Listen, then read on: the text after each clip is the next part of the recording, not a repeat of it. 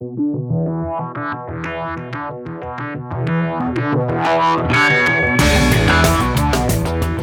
listening to the Ticker Podcast from IR Magazine, a roundup of this week's leading stories and industry comment from the world of investor relations. Hi, everybody. Exchange-traded funds may be the biggest phenomena of our long bull market. And there's been plenty of debate about their effect on underlying stocks.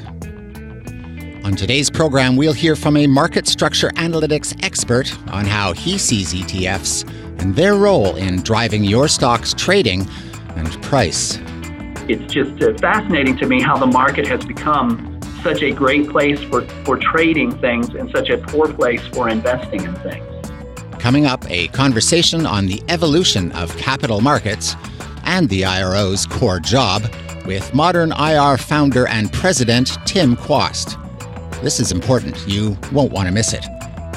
But first, this week's Ticker News Update. North American companies continue to pull up the rear when it comes to online sustainability and corporate responsibility reporting.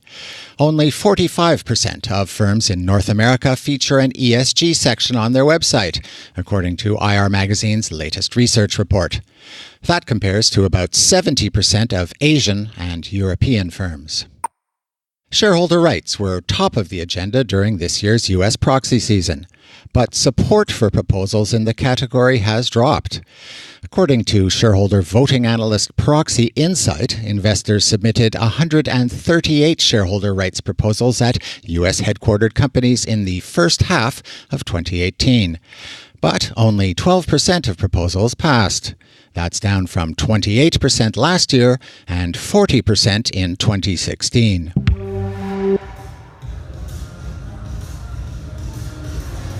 And finally, Banco Santander, Iberdrola, and Lanxess led the pack at this year's IR Magazine Awards Europe. Garnet Roach reports from London. Hi Jeff, so you can hear the last of the awards being announced in the background. Everybody's going up on stage, all the winners from tonight. And it seems that 3 was the magic number at the IR Magazine Awards Europe 2018.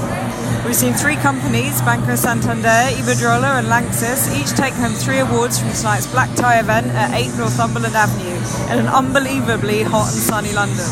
While newcomer, Norwegian Borregaard, my Norwegian friend did tell me how to pronounce that, I didn't think I could do it justice, took home the Best Overall Investor Relations Award in the small cap category.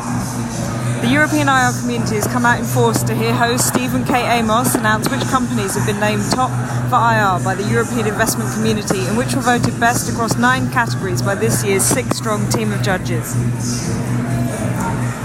In the end, Oliver Stratman of Lanxess has been named Best Investor Relations Officer in the small and mid-cap category, with the company also taking another of the night's most coveted awards, Best Overall Investor Relations in the mid-cap category. Lanxess was also named Best in the materials sector. Iberdrola was another 3-award winner, taking home the Best Overall Investor Relations gong, this time in the large cap category, making it the 2nd year in the row that the Spanish utility has taken home one of the top awards on the night. The Bilbao headquartered firm also added Best IR in Western Europe and Best IR in the Utilities Centre to its trophy cabinet this year. Rounding out the 3 for 3 is Banco Santander, another Spanish giant, which took home 3 awards in the awards by nomination categories. IR Magazine's European judges this year voted the Spanish bank, which recently became the first company to use blockchain for AGM voting, top for best use of multimedia for IR, best IR during a corporate transaction, and best investor event, an award which was jointly won with Hugo Boss. The Rising Star Award, given out to a newcomer to the profession, went to George Menane of Royal Dutch Shell for his winning over of the city while actually being based in the Netherlands and having no previous experience in IR.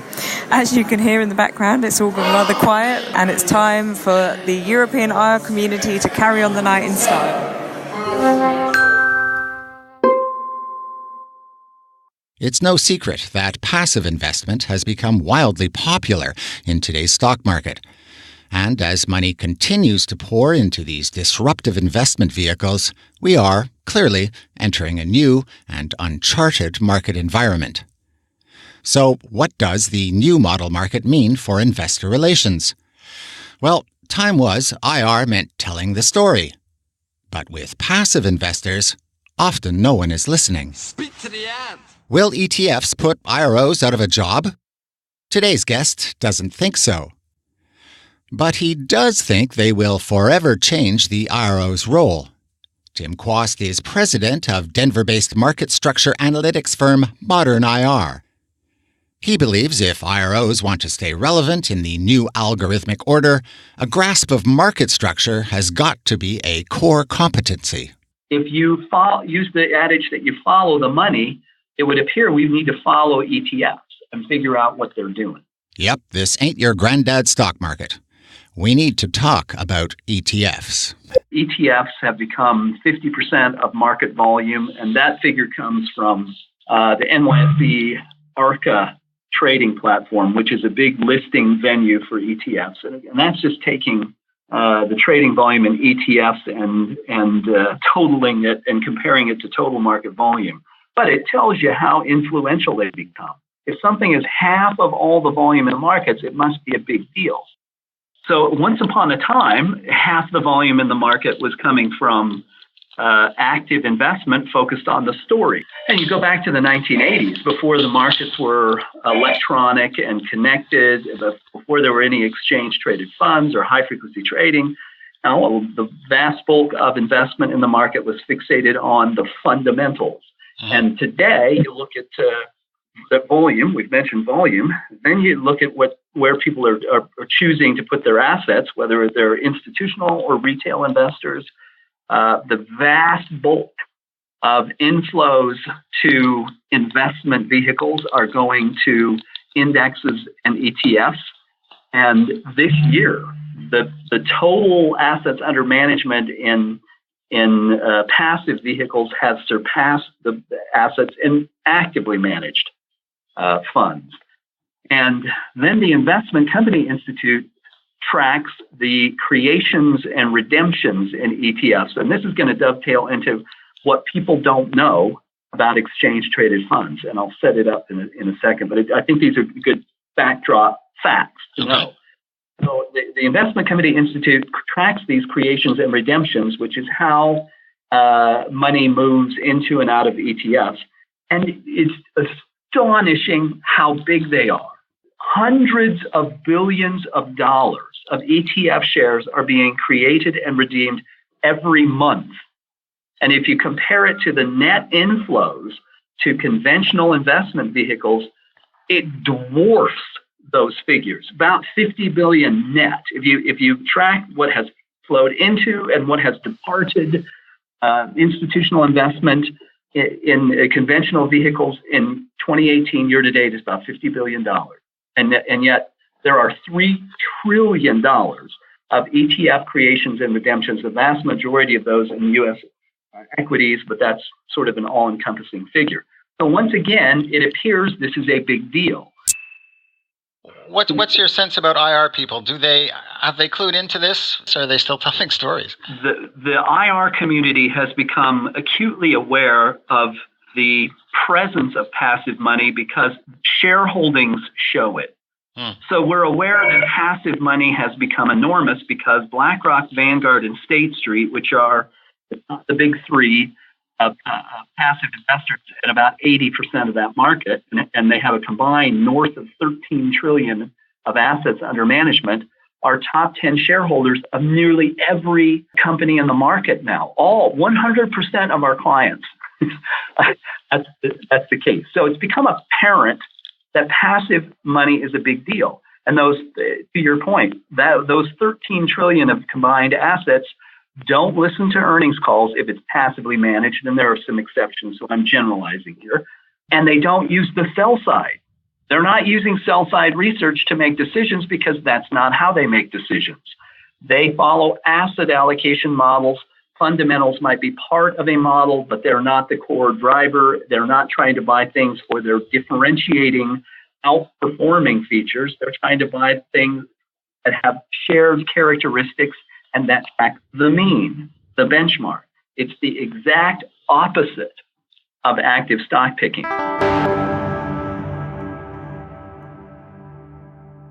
And I think people are becoming aware of those things. What they don't know about ETFs, however,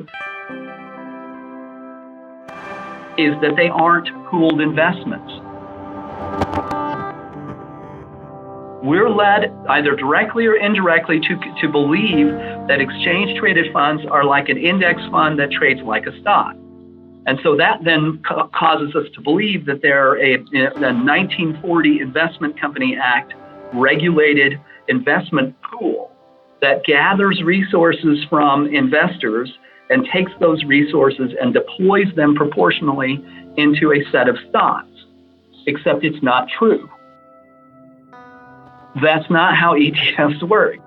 ETFs operate under exemptive orders from the SEC that everybody else who is 1940 Act registered doesn't get. And they are tax efficient vehicles. If you read an ETF prospectus, 75% of it is a tax document. And they go back to a 1982 IRS ruling. I mean, that was the beginning point. It was in the U.S. market, and it's, of course, spread, and they're all kind of bond and commodity and other sorts of ETFs. But it comes back to this idea of what are called in-kind exchanges.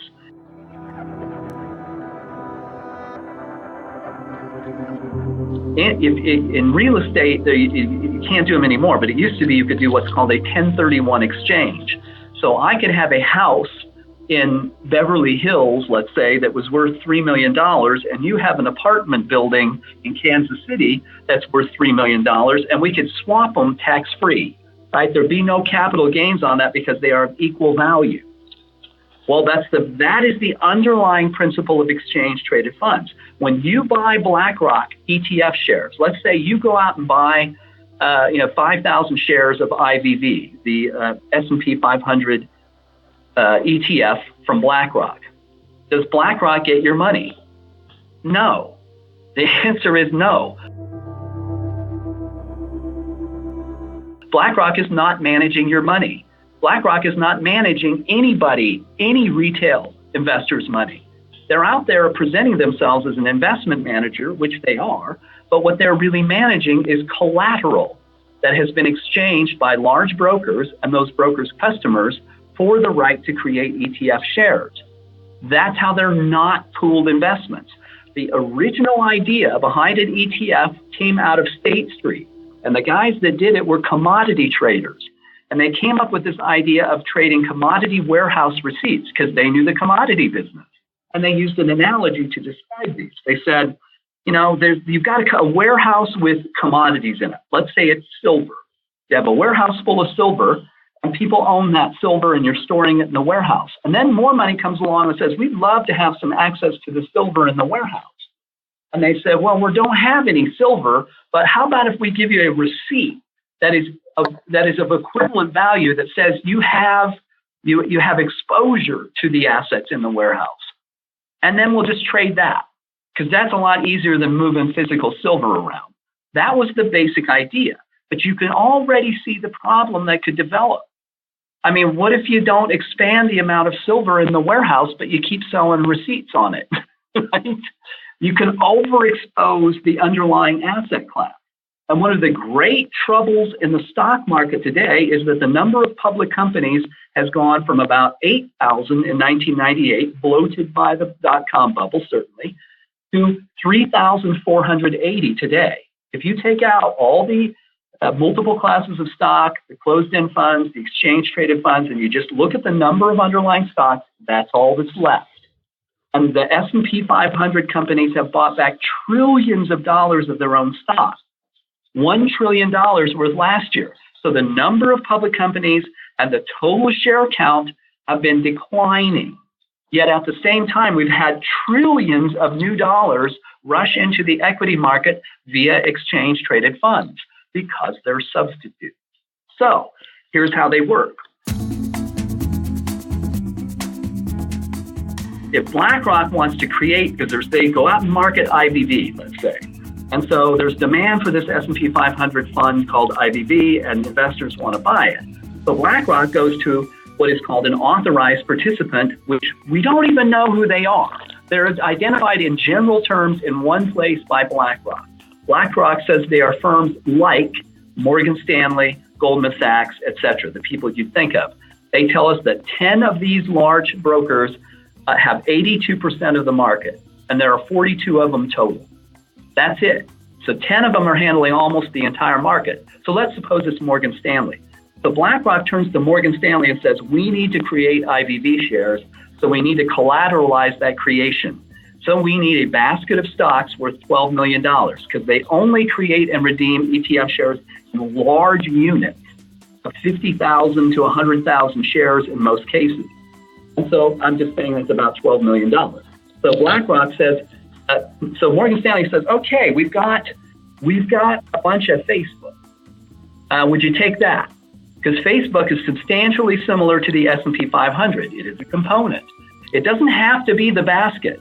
Almost all ETFs statistically sample, quote unquote, the index. They don't have to own it at all of it. What you see posted daily that exchange traded funds supply is the index they license. The index will have a certain composition. It does not mean that Morgan Stanley is going to follow that. They're going to get what they can get, what they've got. They can borrow it. They could substitute cash. Ultimately, it has to be good collateral. Okay. So let's suppose, continuing our story, that they say, here's $12 million of Facebook because we have a lot of that. And Morgan Stanley says, or BlackRock says, great, we'll take Facebook, and now you, Morgan Stanley, can create and sell $12 million of ETF shares of IVV.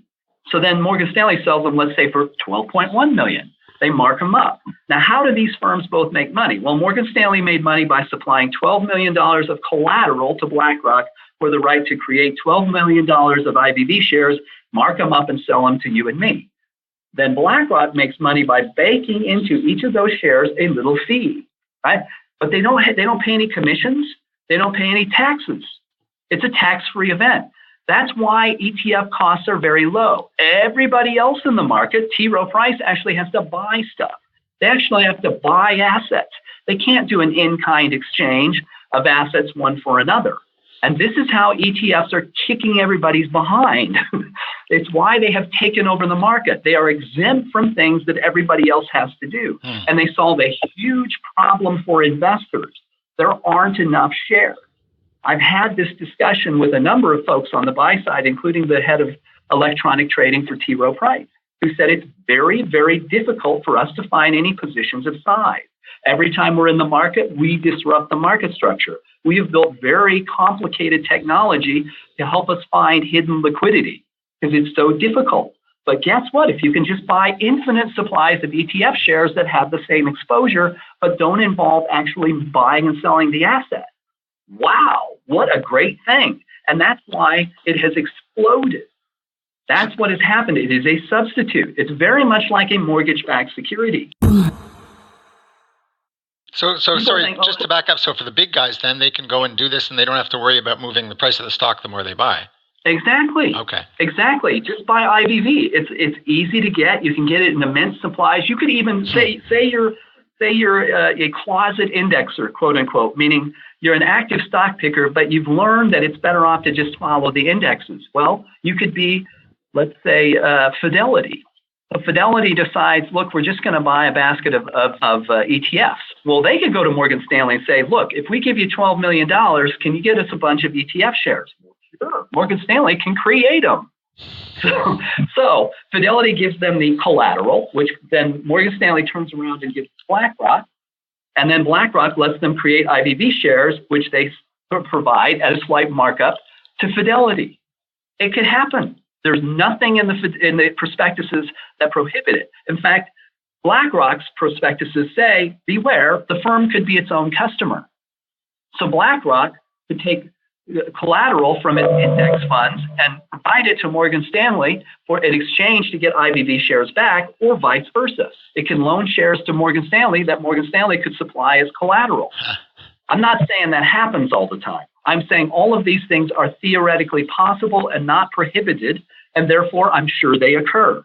I asked the folks at BlackRock, had a detailed conversation with one of the key people on the BlackRock ETF creation team, and they confirmed all this.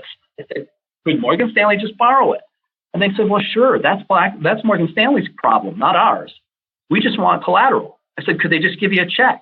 They said, sure, but we take 105%. If you're going to give us cash, we're going to over-collateralize it. But this is what's going on.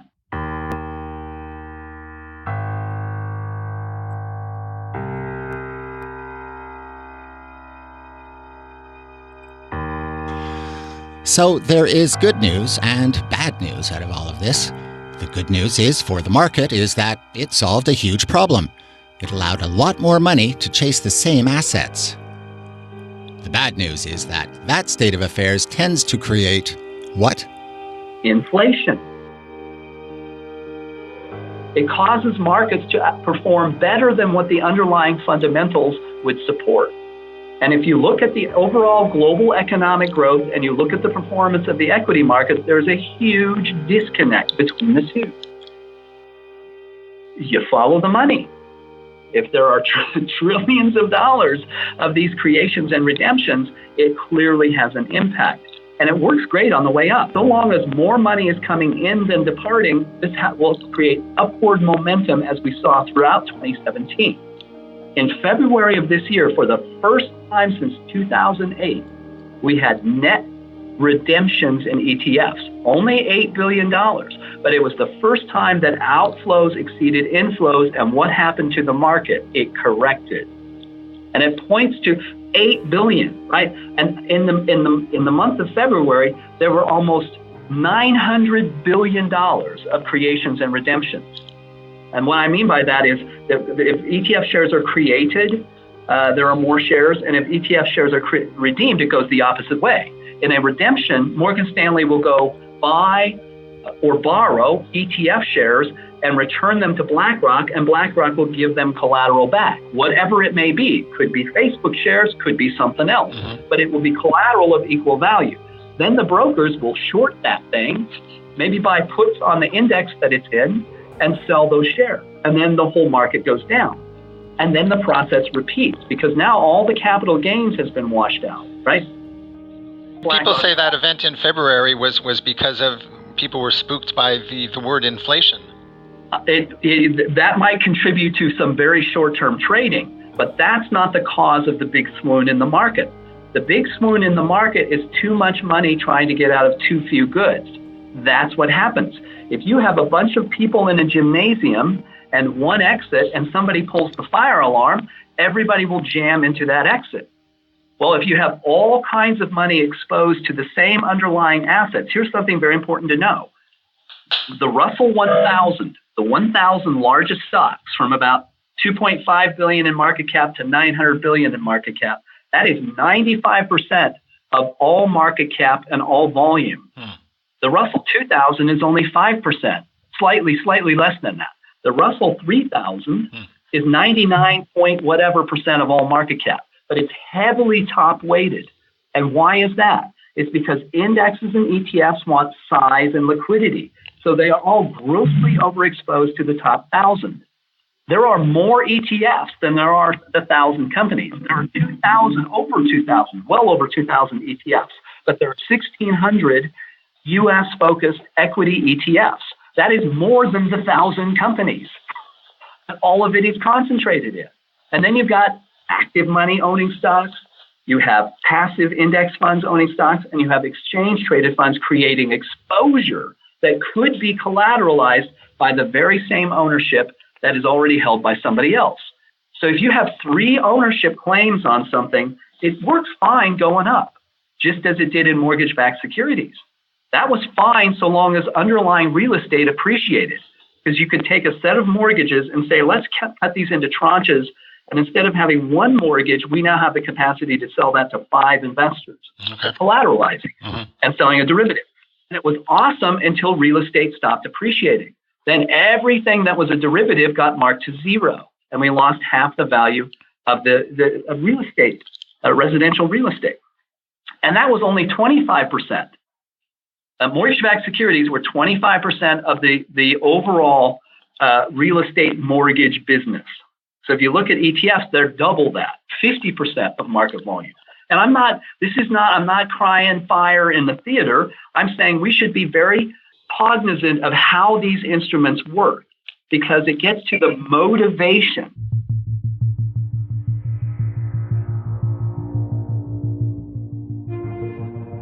The motivation of the two parties to exchange traded funds is not investment.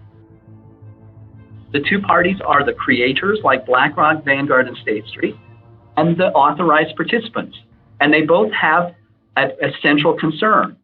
BlackRock wants to get rid of capital gains. If, for instance, the tech sector goes up 30%, they're going to want to get out the imputed capital gains by putting all that stuff or some part of it, some statistical sample, in the redemption basket that they will trade to brokers in exchange to redeem some shares out of the market. Then they get a step up in tax bases when they bring them back. They don't have to pay capital gains, but you and I do if we own those stocks. Any active stock picker is going to have to do that. So then the motivation of the broker is merely to make money on that transaction, which is an arbitrage transaction. I want to get rid of this thing and get collateral that gives me a profit. That's it. And those are the cycles that repeat. So tech has swooned. Well, tech is 25% of the S&P 500. It is vastly overexposed in ETFs. That's why the tech sector corrected. All it takes is a smattering of those things, and we can see the patterns. We can see these relentless patterns in the analytics that we provide. We build systems that look for those patterns of behavior, and they're starkly apparent around the Russell rebalances and the S&P 500 rebalances, which both occurred last week. And let me just stop you there. So, like, the link between how ETFs are going to affect the underlying stock is this motivation. This is the crux of it all. It's that arbitrage thing, right? That is making these cycles, at least, and the volatility. Precisely right. That is why it's so important. To me, there are two pillars of understanding that IR people, public company executives, and boards should understand about exchange-traded funds. Number one, they're not pooled investments. They are a substitute. And number two, the motivation of the parties to the primary market. The secondary market is people who consume ETF shares. But the parties that are actually buying and selling them, BlackRock and their authorized participant, or Vanguard and their authorized participant, they do not have an investment motive. They have a tax efficiency motive and an arbitrage motive.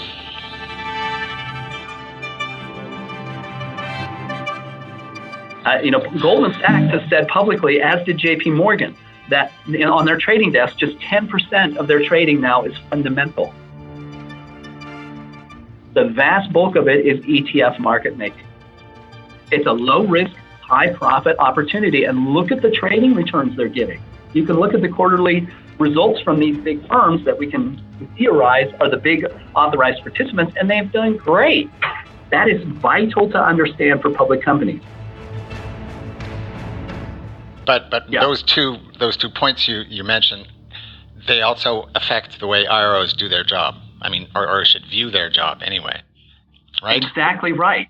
It absolutely. If you're in the IR chair, you're the chief intelligence officer for the company. You should understand the market that is the whole reason for your job. I mean, if you're a private company, none of these things exist. As a public company, it's vital that you know how the market works so that your board and your management team are well informed and have accurate and reasonable expectations for how the market may reward you or punish you and how it may affect the value of your shares. And ETFs, to me, are the linchpin because that's where the money is. So it's incumbent upon our profession to understand it. Of course, then everybody wants to say, well, what do we do about it? Well, we could question why the SEC gave them such wide leeway to do what nobody else does. I can't understand why the T. Rowe Prices of the world don't take them to task and say, why have you given one investment vehicle an insurmountable competitive advantage over all the others? That's why their money went there. It's not for some, because they're beating everybody. They have advantages. So yes, I believe that it's the IR profession's responsibility to know that.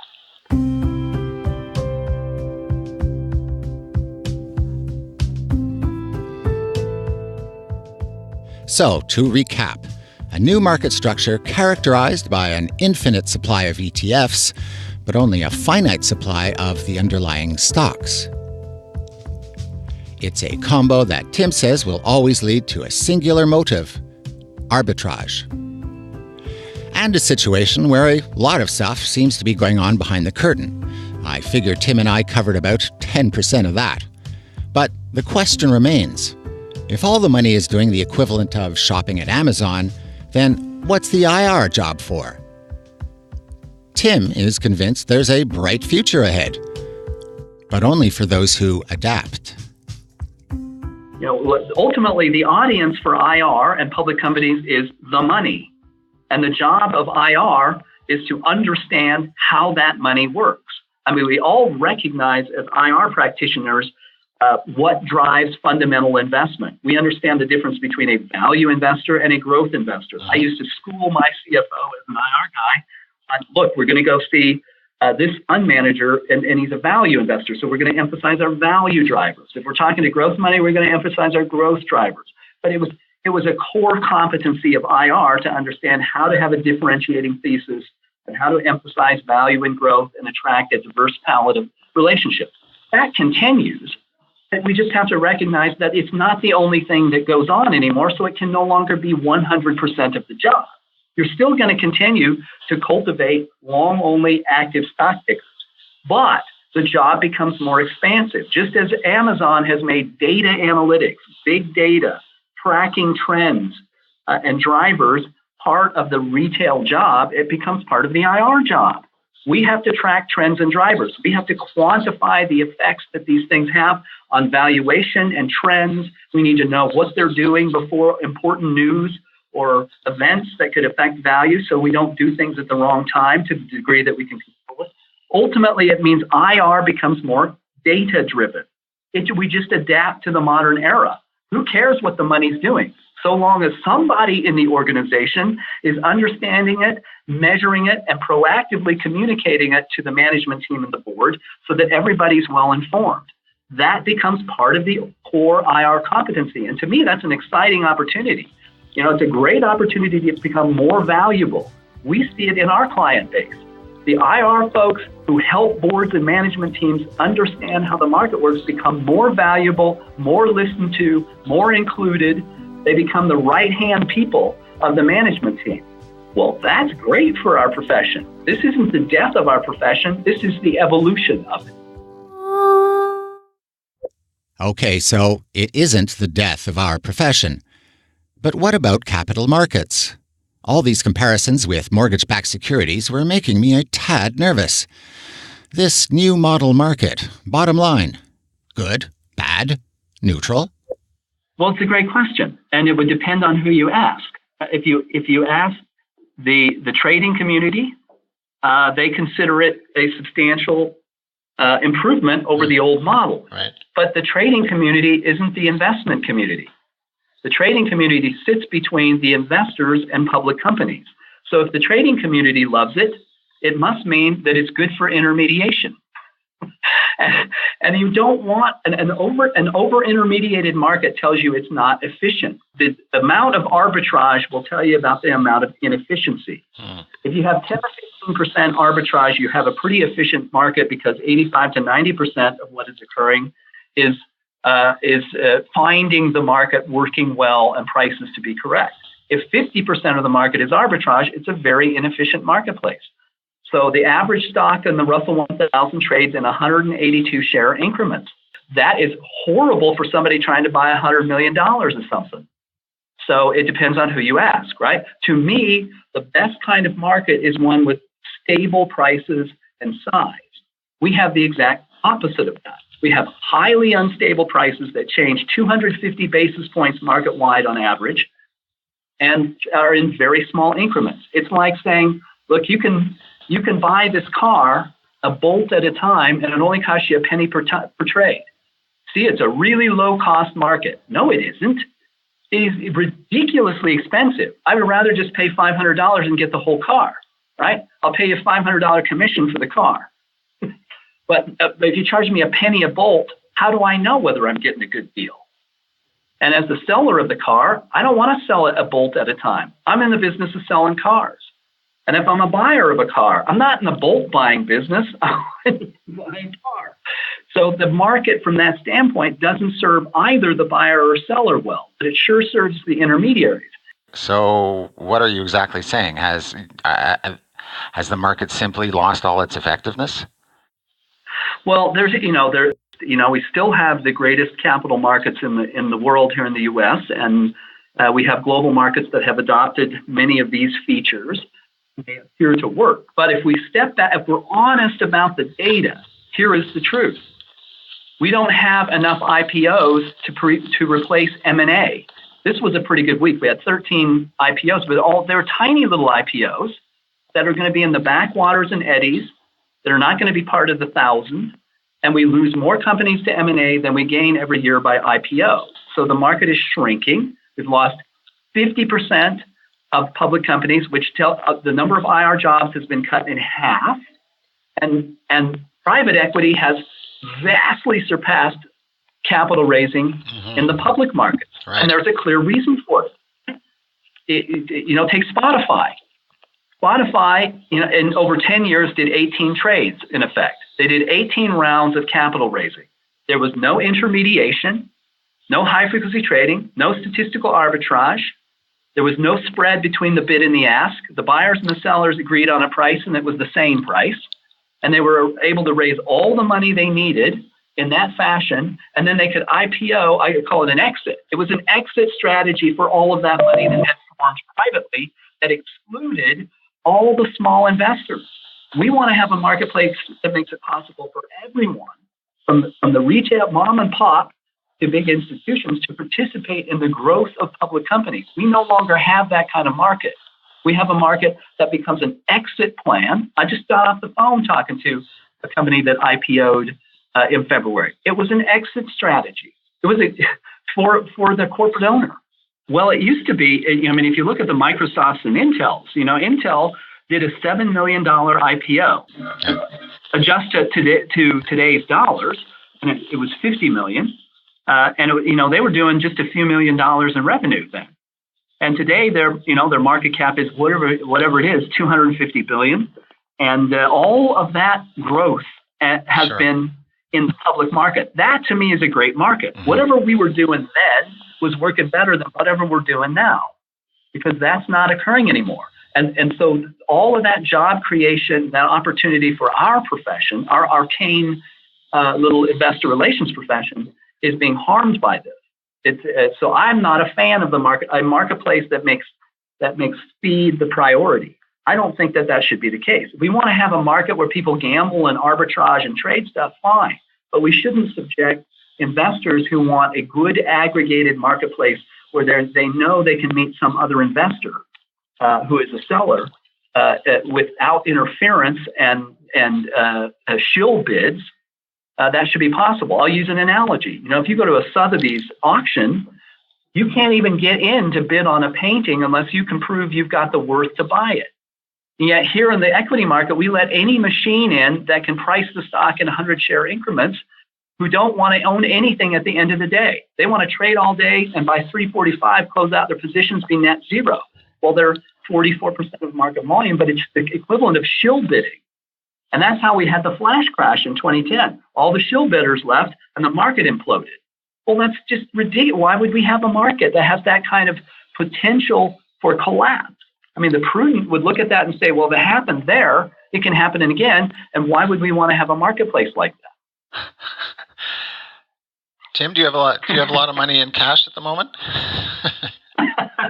As the market has gone up, I have proportionally shifted. Yeah. Okay. About half and half. Yeah. Wow. I'd rather buy a bunch of stuff that is appropriately discounted than lose a bunch that's overpriced.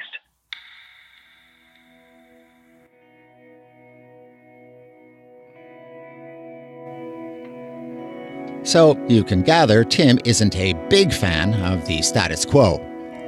We started spitballing. I asked him what it might take to revive the primacy of the old-fashioned stock picker.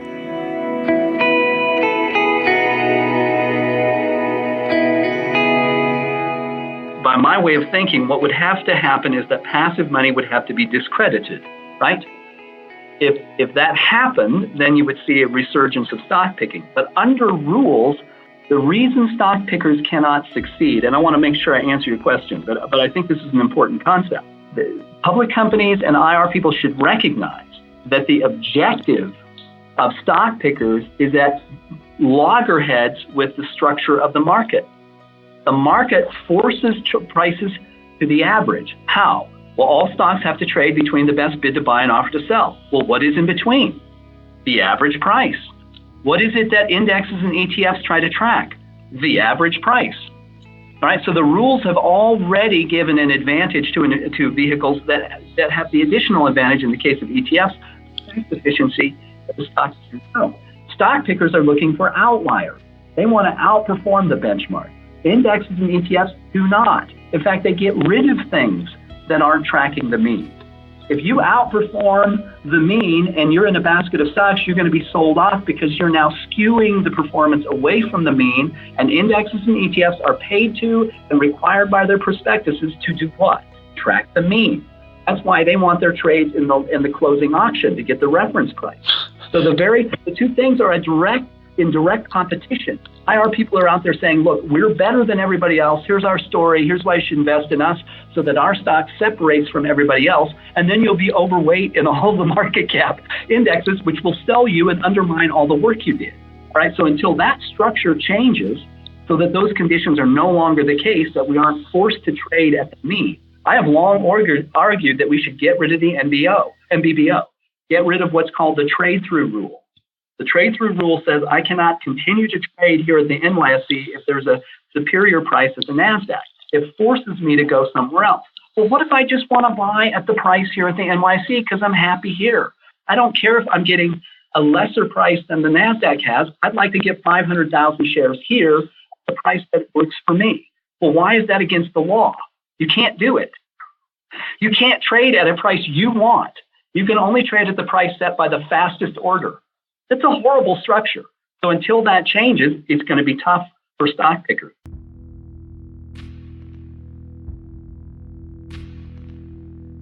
However, having said that, if, and we will, we had unprecedented monetary intervention in global markets by central banks. Therefore, you would expect unprecedented runs in risk assets, and we've had them. We now have the longest bull market in history. Right? We hit it in June this year. So it will end. It's going to end. I don't know when, but it will, because history tells us all bull markets come to an end.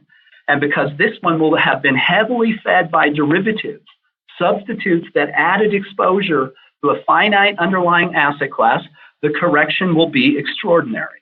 And that will probably discredit passive investment and cause us to revisit the ideas that we developed that said we're going to let ETFs have an advantage over everybody else. I can assure you that when a bear market comes, the fact that we have so much overexposure in derivatives is going to be problematic. And how do I know that to be true? Because it's been true 100% of the time in human history. I don't believe this will be an exception. I hope that IR folks look at this as a great opportunity to be more than the storyteller and the meeting setter. We really get to become product managers and chief intelligence officers, and it's a really fun, fascinating, interesting thing to do. And I realize it's not going to, data isn't for everybody, but I hope that's one. And then number two, I really wish that our profession would align with long only money, with the big investors, and make a case for a market that's better for what we're trying to do. That would make sense, but we've never done it. We have never done that as a profession. And here, NIRI is neutral on this fee pilot program where over $22 trillion of buy-side assets have lined up in support of it, and the exchanges are opposed. You'd think we'd be on the same side as the people we're talking to, the investors. Why are we kowtowing to the intermediaries who are there to profit on our presence rather than aid our efforts? I'm not knocking the exchanges. I got good friends there, and I don't want to get any hate mail from folks at the NYSE and NASDAQ. Just that it's a head scratcher to me because it's not logical. We should be on the support of the money, on the side of the money.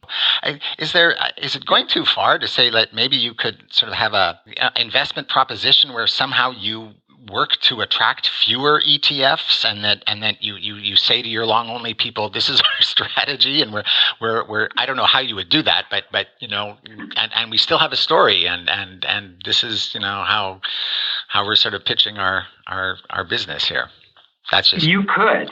It's a great. It's a really interesting thought, Jeff. I mean, it's some creative thinking, and I'd say yes, we could do it. It's just that it would take such bold action, it probably never happens.